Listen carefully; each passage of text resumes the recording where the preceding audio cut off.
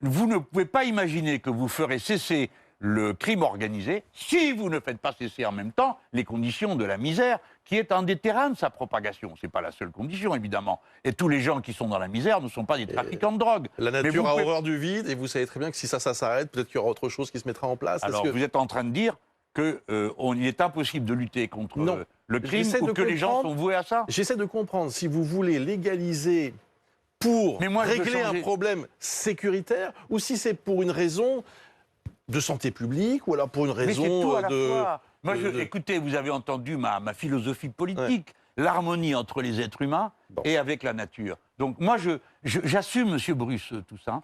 Je veux rompre avec ce monde pourri. Comme il est là, il est laid. Bien. Il enlaidit la vie.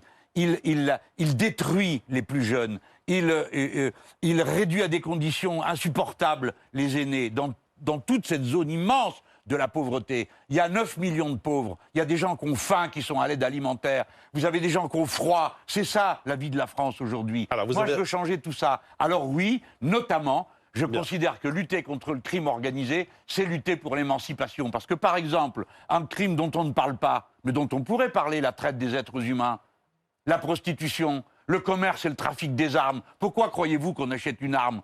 Pourquoi faire? Pour faire du tricot? Non, pour s'en servir.